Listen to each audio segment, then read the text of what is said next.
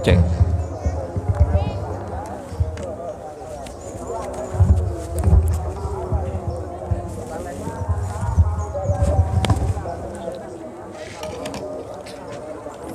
Assalamualaikum warahmatullahi wabarakatuh. Allahu Akbar, Allahu Akbar, Allahu Akbar, Allahu Akbar, Allahu Akbar, Allahu Akbar,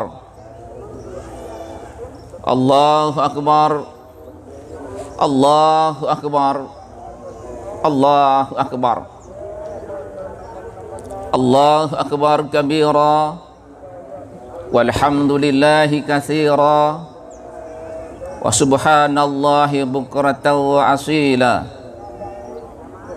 La ilaha illallah wahdah, sadaqa wa'dah, wa nasara 'abdah, wa a'azza jundahu wa hazzamal ahzaba wahdah.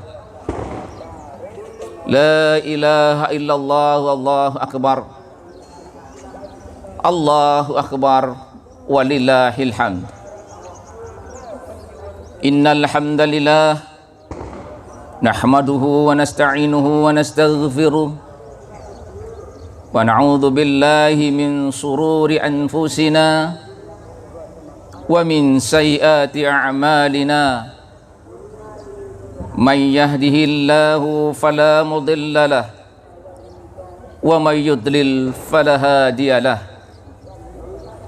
Ashhadu an la ilaha illallah wahdahu la syarika lah wa ashhadu anna Muhammadan abduhu wa rasuluhu la nabiyya ba'dah. Allahumma salli ala Muhammad wa ala alihi wa ashabihi wa man tabi'ahu wa walah.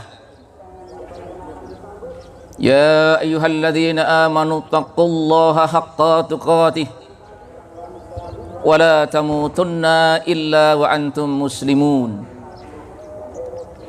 Ya ayyuhan nasu u'budu rabbakumul ladzi khalaqakum min nafsin wahidah wa khalaqa minha zawjaha wa batha minhuma rijalan katsiran wa nisaa'a wattaqullaha alladzi tasaaluna bihi wal arham innallaha kana 'alaykum raqiba.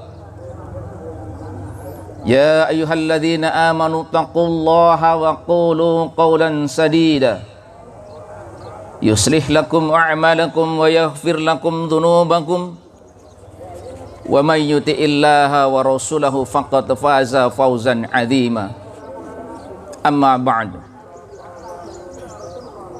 Hadirin hadirat jamaah Idul Fitri yang berbahagia, puji syukur kehadirat Allah Subhanahu wa ta'ala atas curahan nikmat karunia-Nya kita bisa menuntaskan kewajiban puasa di bulan Ramadan, dan pagi ini kita masih diberikan kesempatan sehat hadir bersama di lapangan ini mengikuti kegiatan sholat Id yang dilanjutkan dengan khutbah.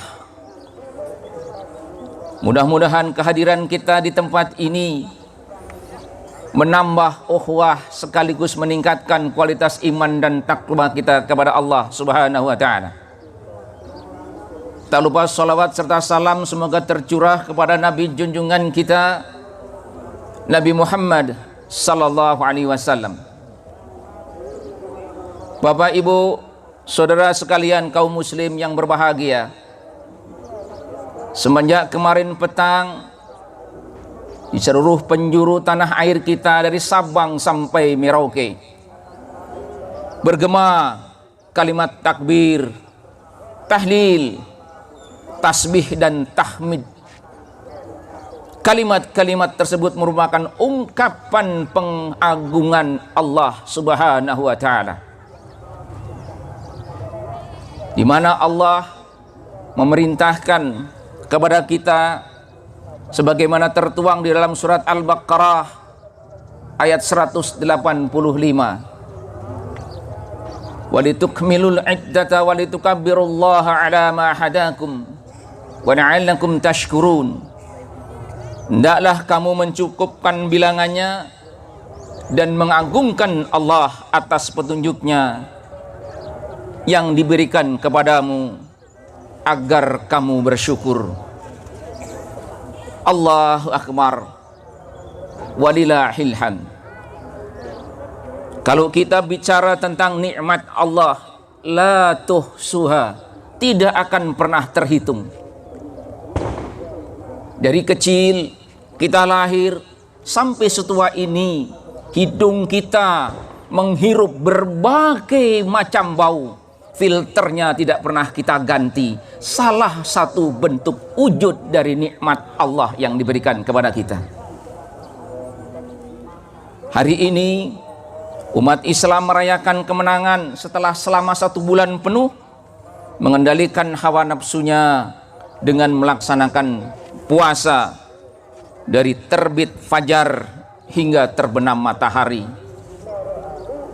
Hari ini pula umat Islam bersuka cita mensyukuri nikmat kemenangan tersebut.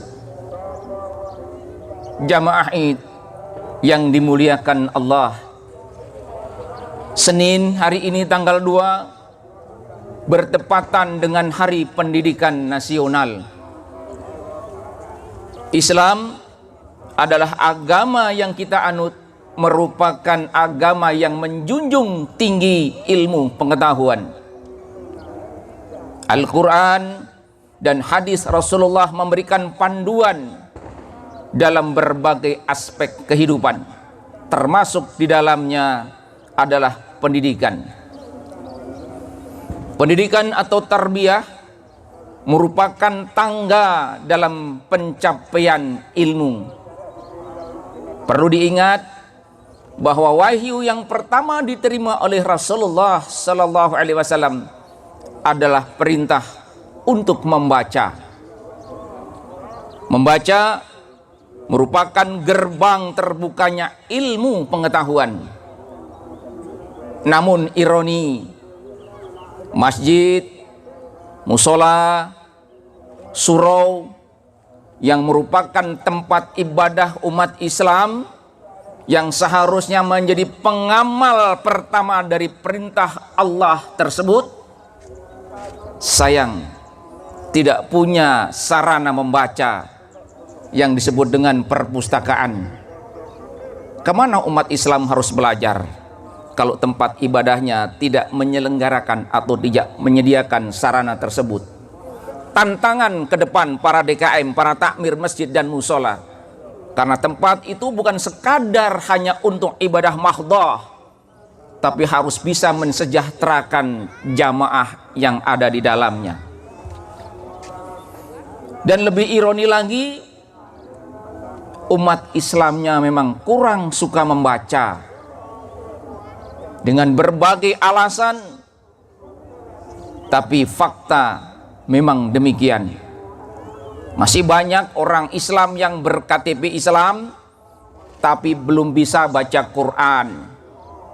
Padahal Al-Quran merupakan bacaan wajib bagi umat Islam. Dan anehnya kita tidak tahu apa kandungan Al-Quran. Dari 6.236 ayat, 114 surat, 30 juz, hampir kalau ditanya apa kandungan Al-Quran, geleng kepala. Al-Quran bicara tentang surga, neraka, pahala, siksa itu hanya 30%. Saya ulangi, Al-Quran bicara neraka, surga, pahala, siksa itu hanya 30%. 70%-nya Al-Quran bicara tentang kegiatan manusia dan isi jagat raya ini. Al-Quran membahas tentang perdagangan, peternakan. Al-Quran juga membahas tentang pertanian dan pengairan. Sayangnya karena Al-Quran disingkirkan dan ditinggalkan, maka perdagangan kita lebih cenderung kepada perdagangan jahiliyah. Na'udzubillah. Jamaah Id yang dimuliakan Allah, dalam era modern dan era masyarakat industri sekarang ini, peranan ilmu pengetahuan dan teknologi yang didukung oleh kemampuan akal menjadi sangat dominan. Kita semua menyadari bahwa ilmu pengetahuan hanya dapat diperoleh melalui pendidikan yang berjenjang, dimulai dari rumah, kemudian masuk usia sekolah, kita sekolah, dan begitu seterusnya. Karena dalam konsep Islam, peran orang tua merupakan motivator sekaligus pondasi di dalam memajukan pendidikan bagi putra-putrinya. Al-Quran mengingatkan, wal yahsyal ladzina law taraku min khalfihim dzurriyyatan di'afan khaufu 'alaihim falyattaqullah wal yaqulu qawlan sadida. Hendaklah para orang tua merasa khawatir, jangan sampai meninggalkan keturunan di kemudian hari, keturunan yang lemah ilmunya, lemah ekonominya, apalagi sampai lemah akidahnya. Na'udzubillahi min dzalik. Oleh karenanya bertakwalah kepada Allah dan berkatalah dengan perkataan yang baik dan benar. Baik tidaknya kalimat-kalimat anak-anak kita tergantung bagaimana kita mengajarkan kepada mereka. Karena kata Nabi, al-ummu madrasatul ula, ibu merupakan madrasah pertama kali bagi putra-putrinya. Untuk itu, wahai ibu harus memiliki segudang ilmu dan pengetahuan. Ia harus bisa memotivasi putra-putrinya, mendidik, mendampingi. Ketika putra-putrinya minta diajari, jangan sampai muncul marah, bahkan bicara tumbuh tanduk di kepala. Artinya ibu harus masih banyak belajar.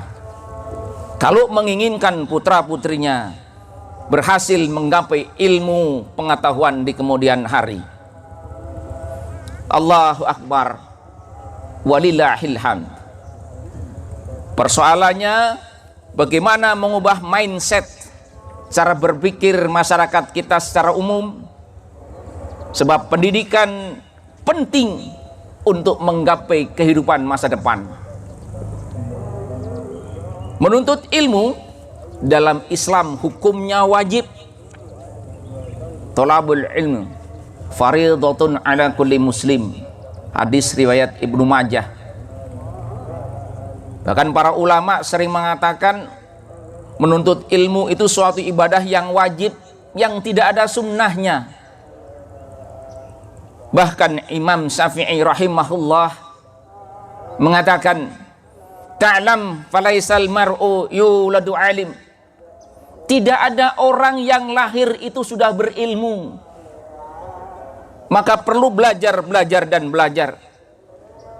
Meskipun untuk itu, belajar itu jerba suki mawobeo, bahasa Jermannya. Menuntut ilmu, belajar dengan resikonya, tidak ada yang cuma-cuma. Harus keluar uang, banyak membuang waktu, tenaga, pikiran, dan itu kendala biasanya bagi penuntut ilmu. Banyak yang gagal gugur di tengah jalan karena mereka tidak berani berjuang menyelesaikan persoalan itu. Hadirin jamaah rahimahullah, kita sholat, kita puasa, kita zakat, tapi lupa bahwa hidup ini harus diserahkan kepada Sang Khalik yang menciptakan kita. Allah telah berjanji, di dalam akhir surat At-Talaq ayat kedua dan ayat ketiga awal. Wa may yattaqillaha yaj'al lahu makhraja wa yarzuqhu min haitsu la yahtasib. Barang siapa bertakwa kepada Allah, maka Allah akan membuatkan jalan keluar baginya, dan Allah akan memberi rezeki dari arah yang tidak disangka-sangka. Karena kita keyakinannya tidak total kepada Allah, bagaimana Allah akan memberikan jalan keluar bagi kita? Bukan teori. Tanyakan kepada para pelaku yang sudah mengamalkan ayat ini. Mereka tidak pernah takut menghadapi segala kendala dalam menuntut ilmu. Ittaqillaha haitsuma kunta, kata Nabi. Bertakwalah kamu dimanapun kamu berada. Di pasar, di sekolah, di kantor. Jangan tinggalkan takwa. Niscaya Allah akan menolongmu. Jamaah sidang Id yang dimuliakan Allah. Di sisi lain, ilmu pengetahuan tanpa dibarengi dengan pemahaman agama yang benar dan baik, negara bumi ini menjadi hancur.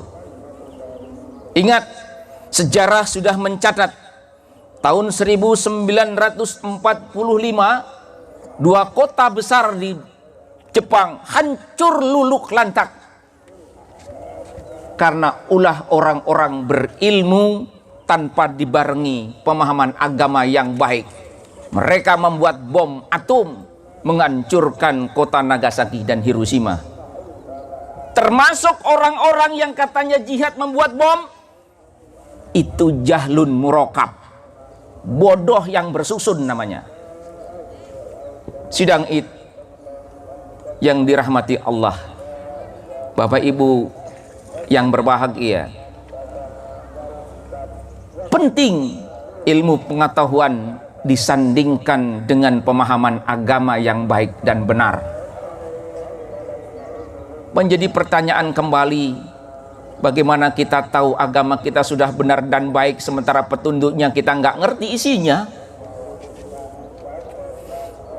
Secara duniawi, kedudukan orang-orang yang berilmu itu lebih terhormat.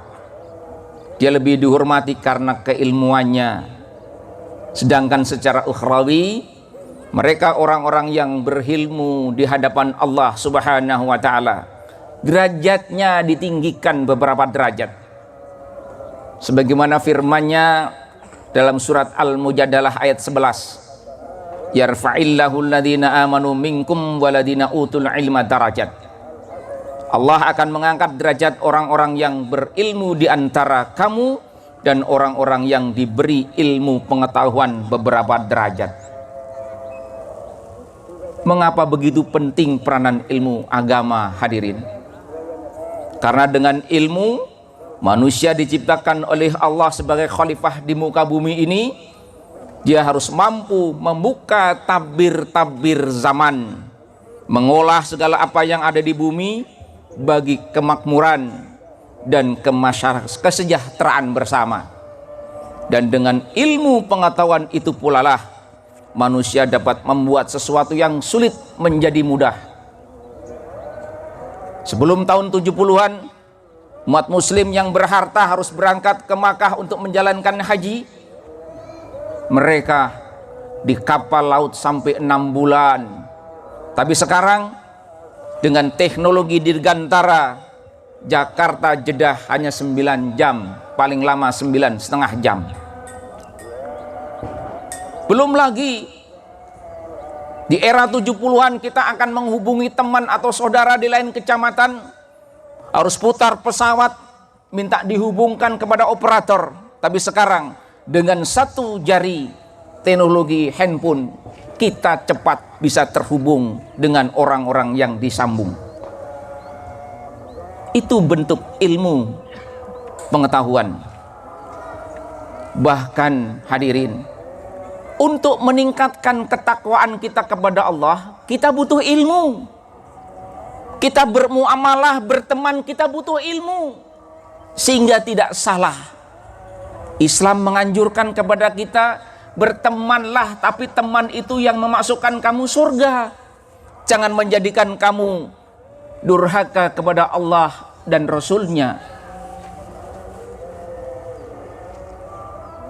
Sidang Jumat yang dirahmati oleh Allah, saking pentingnya ilmu, Bukhari, penulis hadis, di mana beliau mengumpulkan hadis sampai 80.000 hadis, beliau membuat bab khusus yang diberi judul Al-Ilmu Qoblal Qaul. Belajar dulu ilmu dulu baru ngomong. Jangan ngomong tanpa ilmu. Sesat, bahkan bisa menyesatkan orang lain. Bapak Ibu jamaah Idul Fitri yang berbahagia, berapa banyak kita saksikan saudara-saudara yang lemah, yang duafa, mereka tidak bisa mengubah nasibnya dikarenakan tidak punya ilmu. Maka menjadi omong kosong kalau kita bicara tentang pengentasan kemiskinan, kalau tidak dibarengi dengan pendidikan yang layak dan wajar bagi saudara-saudara kita yang duafa. Lepaskan spanduk entaskan kemiskinan, itu hanya pencitraan. Allah berfirman, hal yastawil ladzina ya'lamuna wal ladzina la ya'lamun.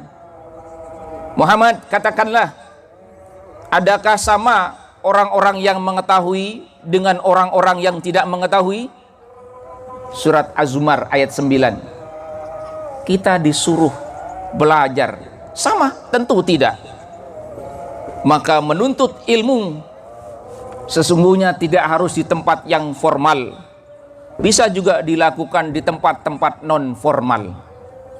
Itulah perlunya kita membangun kesadaran kolektif. Sebagaimana Imam Syafi'i katakan bahwa manusia lahir itu tidak berilmu, maka wajib untuk menuntut ilmu. Wallahu akhrajakum min butuni ummahatikum la ta'lamuna syai'a wa ja'ala lakum sam'a wal absara wal af'idah la'allakum tashkurun. Dan Allah mengeluarkan kamu dari perut ibu kamu, kamu tidak mengetahui sesuatu pun. Dan Dia memberimu pendengaran, penglihatan, serta alat fikir agar kamu pandai bersyukur. An-Naml ayat 78. Indra dan alat fikir itulah yang harus kita optimalkan untuk menuntut ilmu agar kita menjadi orang yang pandai bersyukur. Tapi jangan lengah. Orang-orang yang berilmu punya tanggung jawab yang tidak kecil. Dia harus mengamalkan ilmunya. Orang yang berilmu dia harus berperan menjadi misbahun di lingkungannya, penerang bagi masyarakat sekitarnya. Jangan malah dengan ilmunya mereka membodohi, mereka membuat lingkungannya menjadi lebih gelap berpikir. Ingat akhirat menanti untuk pertanggungjawaban ilmu tersebut. Hadirin jamaah rahimakumullah. Dan yang paling berbahaya, orang berilmu itu mudah terkena penyakit sombong. Padahal Rasulullah mengatakan, la yadkhulul jannata man kana fi qalbihi mithqala dzarratin min kibr. Tidak akan masuk surga seseorang yang di dalam hatinya meskipun sebesar biji sarah terdapat sombong. Apa itu sombong? Al-kibru batonul haqq wa khamsatun nas. Sombong itu orang yang tidak menerima kebenaran dan menganggap orang lain lemah, kecil. Bahkan Allah Subhanahu wa ta'ala mengatakan, wala tusa'ir khaddaka linnasi wala tamshi fil ardi maraha innallaha la yuhibbu kulla mukhtalin fakhur. Janganlah kamu memalingkan wajah kamu dari manusia karena sombong. Jangan pula kamu berjalan di muka bumi dengan angkuh, karena sesungguhnya Allah tidak menyukai orang-orang yang sombong dan membanggakan diri. Surat Luqman ayat 18. Sahabat Rasulullah garang ketika berpedang. Umar bin Khattab menulis sebuah syair. Rajulun yadri wa yadri. Rajulun yadri wa la yadri. Rajulun la yadri wa yadri. Rajulun la yadri wa la yadri. Kalau kita alihkan ke dalam bahasa Indonesia kurang lebih demikian. Ada orang berilmu, dia tahu kalau dirinya punya ilmu. Ini biasanya para guru dan pendidik. Karena dia merasa punya ilmu, maka dia kewajiban mengajar. Yang kedua, ada orang berilmu tapi tidak tahu kalau dirinya berilmu. Sehingga kalau suruh tampil ke depan, dia tidak pernah pede. Belajar dan belajar, tidak mengamalkan. Yang ketiga, rajulun la yadri wa yadri. Ada orang tidak berilmu, tapi dia tahu kalau dia tidak berilmu. Dan yang keempat, rajulun la yadri wa la yadri. Ada orang tidak berilmu, tapi dia tidak tahu kalau dirinya tidak berilmu. Kira-kira kita ada di mana di antara keempat syair tadi? Sidang Id yang dirahmati Allah. Maka kemudian jika kita gabungkan karena pemahaman ilmu pengetahuan dan pemahaman agama yang baik dan benar, jika kesombongan tidak disukai oleh Allah dan Rasulnya dan dihukumi tidak masuk surga, maka urian di atas kalau kita hubungkan dengan pelaksanaan bulan puasa atau bulan Ramadan tahun ini, maka puasa merupakan perisai agar kita terhindar dari sikap sombong. Dengan puasa kita belajar mengekang hawa nafsu, belajar menumbuhkan kesabaran, belajar peduli dengan yang lebih rendah dari kita, belajar peduli dengan orang-orang yang lemah dari kita. Maka puasa harus menghasilkan introspeksi, muhasabah diri. Dengan puasa di bulan Ramadan ini pun kita berharap agar segala doa dan kesalahan, segala dosa dan kesalahan kita diampuni oleh Allah Subhanahu wa taala. Karena Rasulullah dalam sabdanya, beliau mengatakan, man shoma ramadhana imanan wa ihtisaban ghufira lahu ma taqaddama min dzambi. Barang siapa berpuasa di bulan Ramadan karena iman dan mengharap pahala kepada Allah, maka akan dihapuskan dosa-dosa yang telah lalu. Allahu Akbar, walillahil hamd. Sampai di penghujung khutbah, maka jangan jadikan Id sebagai pembatas kebahagiaan bebasnya kita makan, tapi mari kita jadikan Id sebagai awal tonggak dari peningkatkan kualitas iman dan takwa kita kepada Allah Subhanahu wa taala. Ingat, dengan takwa kita akan diberi kemudahan oleh Allah Subhanahu wa taala. Akhirnya kita berdoa kepada Allah, semoga ke depan generasi muda ini, putra-putri kita akan menjadi lebih baik di dalam keilmuan dan ketakwaannya, sehingga akan lebih baik pula kehidupan kesehariannya. Bismillahirrahmanirrahim. Alhamdulillahirabbil alamin. Allahumma salli ala Muhammad wa ala ali Muhammad kama shallaita ala Ibrahim wa ala ali Ibrahim innaka Hamidum Majid. Wa barik ala Muhammad wa ala ali Muhammad kama barakta ala Ibrahim wa ala ali Ibrahim innaka Hamidum Majid. Allahumma ighfir lil mu'minina wal mu'minat wal muslimina wal muslimat innaka ala kulli syai'in qadir. Rabb Bana afriq lanaina sabran wa tsabbit aqdamana wansurna 'alal qaumil kafirin. Ya Tuhan kami, limpahkanlah kami kesabaran, kokohkanlah langkah kami, dan tolonglah kami menghadapi orang-orang kafir. Rabbana la tu'akhirna in nasina aw akhtana. Rabbana wa la tahmil alaina isran kama hamaltahu 'alal ladzina min qablina.